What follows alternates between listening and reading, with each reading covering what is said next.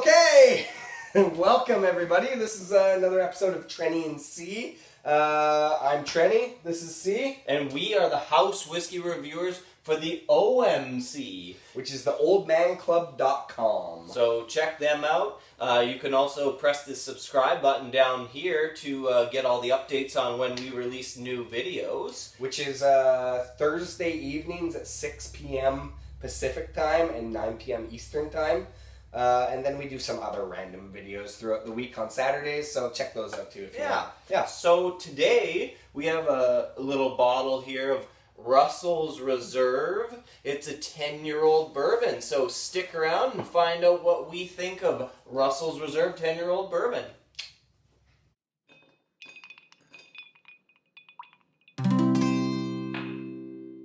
Trenny and C, drinking whiskey, describing all the flavors for you and me.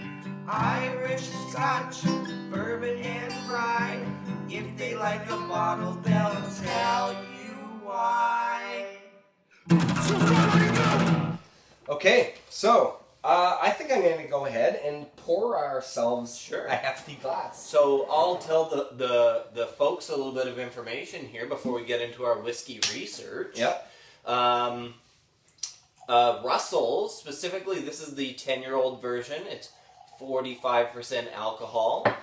Interestingly enough, this is a 75% corn, 13% rye, and 12% barley in the mash bill for this specific bottle. That's like ideal. I love the higher corn percentages in bourbon. I always find that it's a little bit more sweet and it's a little bit more confectionery, a little bit more candy-ish when there's more rounded off too. The rye notes usually bring out the spice. But we'll talk about that later. So this Russell's Reserve is a wild turkey product. Yep. And the reason that it's called Russell's Reserve is because of Jimmy and Eddie Russell, master distillers with wild turkey. Yeah, they're like the top dogs there that are kind of the really respected master distillers at Wild Turkey. And they choose very specific casks from the middle of the warehouse in the Wild Turkey warehouses. So these bottles are, very, very hand selected and kind of small batch craft style things that come out. They're exciting. Yeah, and this is where we're at here in British Columbia, Canada. This is a $50 bottle. Yep. So in the U.S., you're probably paying more like $25 for this. Yeah. So definitely you guys are lucky. You guys are very lucky. Let's put it that way. You guys get some great bourbon at reasonable prices. That's right. Which is more than we can say for where we're at. Yeah. In addition to that, I would just like to add that it is a number 4 char, a deep alligator char that they put on the barrels that this specific bourbon comes out of too. So, for a bourbon, this has a lot of good check marks because the color is natural always in a bourbon. It has an age statement of 10 years and it's bottled higher than the regular percentage, which is, now it's 45% compared to the regular 40%. So, all good things, I would say. And no flavor can be added to bourbon either. That's right. So, it's pretty much 100% natural. Yeah. Yeah. So, as far as Trenny and C are concerned, we always do a review of color, nose, taste, finish, and viscosity. So we are going to cover those 5 factors today. We're going to give it a score out of 33.33, and we will post it on our scoreboard, which we currently have 3 of our previous reviews on that scoreboard, so we'll see where Russell's falls in line with the previous 3, and then so on and so forth. Exciting. All right, so let's dig in. Let's get to it. So we obviously start with color. I'm gonna give a little close up here. Sure. This is our zoom function. Exactly. And C. So this color of this guy is a nice deep kind of amber +2 sort of color. I said a more normal terminology, like rust colored. Rust colors, okay. For sure. Because the old +2. I I don't know what that means, but really, I mean, you probably do. But it's darker than the regular kind of. The alligator char has a lot to do with the color on this one. It makes the color a little bit darker because of the intensity of the inside charring of the barrel.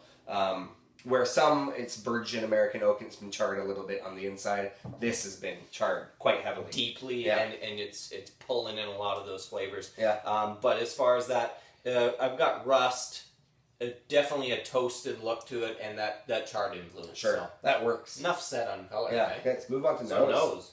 And nose, you may notice we spend quite a bit of time on nose sometimes, but a lot of the time, whiskey, that's the beautiful part of a whiskey is a good nose. And some whiskeys nose a lot better than they taste. Yeah, for sure. And vice versa. But. Yeah, for sure. I mean, some people are in it to just get drunk, and fair enough. That's, alcohol. It works for that. It works. It does that too. But you can spend a lot of time on the nose. I get actually the first thing that kind of really hits me with Russell's is a leathery arrival. Okay. Interesting, because it's a heavy leather to me. Right, because it does kind of have that. It's almost, if you could rate it on a density level, it's like that medium kind of density, which kind of goes along with that leather. Mm-hmm. I do get like a lemon kind of cola, slight. Actually, I do get a slight pine note to it, like pine sol, almost like a cleaner. I'm getting more of a cherry. Fair enough. See, Pine this sol is and it. cherries. We don't compare notes prior to doing these, so. But I know what you're saying with the citrus notes. Yeah, there are some citrus notes, and there is, that you can get that kind of pine sol-y thing from a little bit of the alcohol influence that's happening there. The fresh virgin American oak, which is usually the case because it's the first alcohol that's been in these barrels. It's got some tartness to it from that. Exactly. But there is, in my opinion, there's a bit of a cherry kind of an influence that's going on there, and then also a sweet brown sugar thing that's happening as well. Completely, yeah. I think because this is 10 years old, it does actually show on the nose, and that's what I mean by it being a little bit denser than a lot of these bourbons that are sometimes 4 years old. Yeah, for sure. Yeah. Well, should we drink this thing? Sure. Okay, I gotta say one interesting note on the nose that I get here, and maybe you have to search for it a bit, but I did spend some time with this one, is a light sawdust, and that might actually go along with the leather kind of too. It's almost like a savory note. Anyway. So first you pine solved that table, and then you just exactly. Shoot it right. I sawdust it down first, and then I polished it off. Okay, right? Sure. Okay, I'm gonna drink it. Taste for sure. The whole point of this, right? I'm a fan of the Russell's Reserve. Yeah, I quite like the flavors, and I noticed there's a bit of a woody thing happening up front with it. Yeah. And maybe that's your sawdust that you're talking about before, but now I'm kind of tasting it up front. Yeah. But in a good way. I mean, if you throw a handful of sawdust in your mouth, it's probably going to taste pretty bad. Right, yeah. But this wood flavor tastes pretty good, actually. Well, it kind of goes in line with the brown sugar. I get a brown sugar thing up front, that woody wood sap sugar kind of thing going on. Again, it's the corn. Having a 75% corn in your mash bill, there's a sweetness to it, a sugary, sweet corn, vanilla thing going on. There's a bit of that toffee, like a little bit of that burnt kind of toffee thing going on too. This one actually, the more I drink it, the more flavors kind of come with it. At first, I was kind of hesitant with it for some reason. I think because it was a 10-year-old and I was expecting maybe a little bit more, but the more you kind of get to know it, there's a lot of flavors coming out of this one. One thing that kind of hits me from the memory bank perspective is the idea of, like, when you have those candied peanuts, they have like the peanuts and they have like a candy kind of shell on them. Yeah. And then sometimes you kind of like crack the shell piece off and then you kind of like eat that on this side of the mouth. The peanuts like tucked up here, but you're eating the candied piece. Well, it has a toasty, nutty, burnt sugar taste. It's very funny because one of my flavors that I'm getting out of this is peanut brittle. Oh, okay. That's like pretty much bang on. Same thing. Yeah. Okay, But so you didn't describe it like I did with the peanut. yeah, no, that's minor thing. And then lastly, I just want to say, from my perspective, something's happening here. I'm not sure if it's a combination of the nose and the flavor, but something's happening here that's reminding me of Maker's Mark. It's a bit of this kind of heavy cherry thing that happens. Cherry, and I find with Maker's Mark there's more of that oaky influence on it. Yeah. I am going to add a little bit of water to this guy because water does wonders for, well, most whiskey, not all. And just a little couple drops there. That really kind of opens up the flavor, and it is bottled at 45%, so it can... You can handle it. Yeah, it can handle it for sure. As far as the finish is concerned, do you mind me jumping straight into finish? I find that on the finish, the leather returns.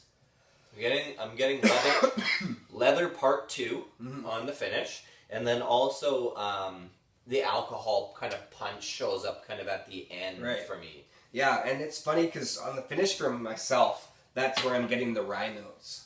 Oh, the spices. Yeah, the spices. Oh, yeah. I totally missed that.